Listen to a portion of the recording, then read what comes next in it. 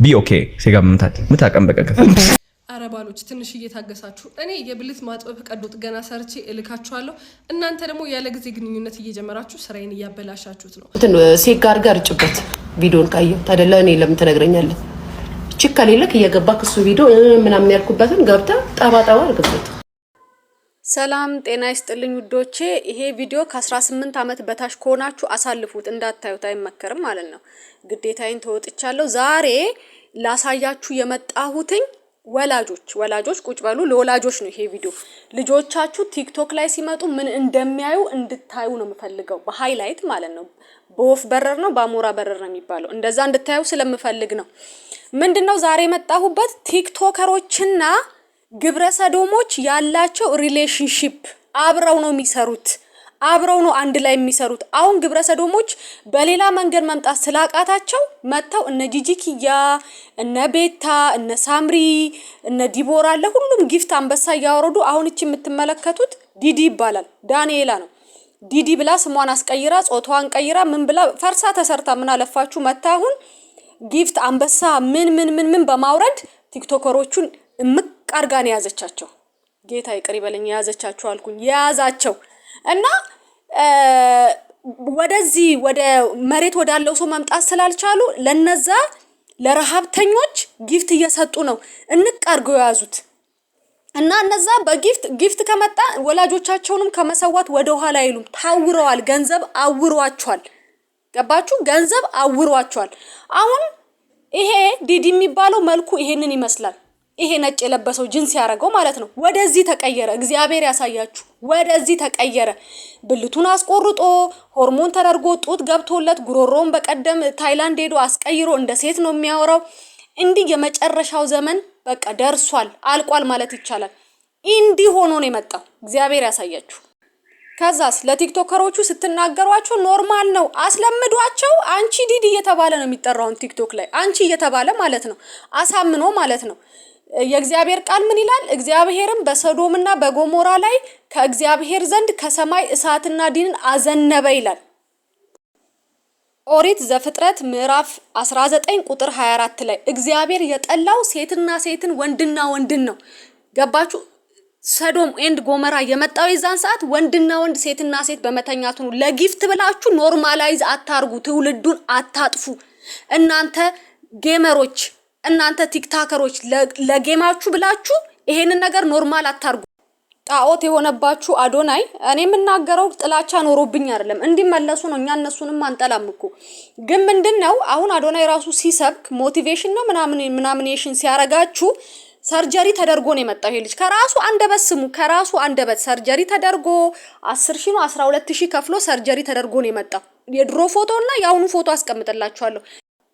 ለምንድነው በዚህ ህብረተሰብ ላይ እማትኖሩትን ነገር እምትጫወቱት? ይሄን ነው አዶናይ በፊት የሚመስለው። በስፖርት አይደለም የከሳው፣ ወይ ደግሞ ሮጦ ሌላ ተአምር አምጥቶ አይደለም የከሳው። ሰርጀሪ ተደርጎ ነው በአንደበቱ ነው የተናገረው። የኛ ህዝብ ሾርት ሚሞሪ ነው። ትናንት የተናገረው አጀንዳ በዛ እላይ በላይ። ስለዚህ አታስታውሱትም። እኔ ላስታውሳችሁ ቪዲዮዎቹን እያመጣው እራሱ ነው በአንደበቱ የተናገረው። ኢዝ ኖት ሚ። ሰርጀሪ ተደርጎ ሰውነቱ እንደተቀየረ ይሄ ሰውነት አሁን በሰርጀሪ ነው የመጣው እንጂ አዶናይ ስፖርት ሰርቶ አይደለም። አመጣጡ ልጁ ራሱ የመጣበት ሞቲቭ ምንድነው የሚለውን ነገር ራሱ አትመረምሩም። ይሄው ድፍን መሆናችሁን ስላየ ነው 444 ብሎ ጽፎ የመጣው ዛጉሩ ላይ 444 ምንድነው የሚለውን ደግሞ ገብቻ ያሳያችኋለሁ። እሱንም no like just to cover up, you know exactly ከዛ like no I have to do it ግን ውድ ነበር። እዚህ ካናዳ ደግሞ 12,000 ብር ነው $12,000 ነው የከፈልኩት እኔ። Exactly, it's very expensive. Good. Yeah, it's like a once. As you got comment like right, you know, is it a one-time procedure really? yeah. It's not. I mean, it is surgery one time. እኔ ደግሞ 18 ዓመት ሲሞላ ወደ ቶሮንቶ ወደ ካናዳ ስመጣ ማለት ነው ከአንድ ዓመት በኋላ ነው ዲሳይድ ያደረኩት። ምክንያቱም ጂም እየሄድኩኝ ያለ like ስፖርት በጣም መስራት ይፈልጋለሁ፣ ግን still like it's just ለውጥ የለም። እንግዲህ አዶናይ ወንድማችንን እንደሰማችሁት ነው። በስፖርት ነው የቀነስኩት፣ በዚህ ገብቼ በዚህ ወጥቼ ይላል አይደለም። ሰርጀሪ ተደርጎ ነው ከካናዳ ሲመጣ ፕላን ተደርጎ ታቅዶበት የመጣ ነገር ነው። ባዶ እጁን የመጣ ልጅ $11 ቀረኝ ብሎ አገር ምድር ይያዝልኝ ሲል የነበረ ልጅ ዛሬ መጥቶ እዚህ ደረጃ ላይ ሲደርስ ሰው አይጠይቅም። ይሄ ድህነታችን ነው አንደርስታንድ። ሰው ግን አይጠይቅም። ለምን ይባላል? ለምን የሚባል ነገር አለ። ስትጠይቁ ስትናገሩ ቅናት ነው ትባላላችሁ። ቅናት አይደለም። ይሄ ትውልድም ማዳን ነው። እንዴት ነው ይሄ ልጅ የመጣው? ከየት ነው የመጣው? ከዲፕሬሽን ውስጥ እኮ ነው የመጣው። ምን ይዞ ነው የመጣው የሚለውን ነገር አታዩም። ይሄው ብሎ አራት ብሎ ጽፎላ። እነዚህ ሰዎች ናቸው። እነዚያ ሁለቱ ባልና ሚስት ናቸው። ለዚህ ነው ቪዲዮውን ልጆች እንዳዩት ያልኩት። እና እነዚህ ናቸው ቲክቶከሮችን ሰፖርት የሚያደርጉት ጊፍት የሚሰጡት እነ ዲዲ እነ ላላ የሚባሉ ሰዎች ናቸው። ጾታውን የቀየረው ወንድ ነው። ይሄ ወንድ ነው፣ ሴት አይደለም፣ ወንድ ነው። ይሄ ነው ሰፖርት የሚያደርገው ቲክቶከሮችን እነ ዲቦራን እነ ቤታዮን እነ ጂጂን ወደውት ዲዲዬ እያሉ እየጠሩት ልጆቻቸው ብዙ ደጋፊ ያላትና የኔ አንበሳ መጣቀረ የሚሰጣት የለም። ልጅቷ ራሷም ሰጪ ናት። ተቀብላም ትስጥ ሰርታም ትስጥ እሷም ጊፍት ሰጪ ናትና የሚቀርባት ነገር የለም። ግን ስላከበረችኝ እናንተም ስላከበራችሁኝ ማንነቴን ወደ ጎን ትታችሁ እግዚአብሔር ያክብርልኝ። እኔ ምንም የተናገርኩትም ስለሷ የለም። ዘንድሮ ድራሻችሁን ነው ማጠፋው። ይሄውላችሁ ጆን ዳንኤል ከዲዲ ይቅርታ ወንድም ሴትም ብዬ ስለምጠራው ከዲዲ ይሄው አንበሳ ሲቀበል ማለት ነው። ዲዲ ትለያለሽ WWXPQ ሲል ነበር። አንበሳ ነው ያወረደው። እና እንደዚህ ናቸው። ይሄ ኤርትራዊ ይሁን ኢትዮጵያ አላቅም። ይሄም ሉጢ ነው።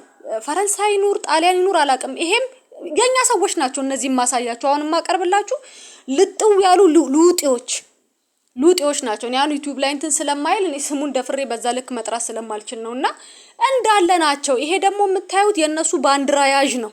የሀገራችንን ባንዲራ ያውለበለበ ሜዳ ላይ ማለት ነው።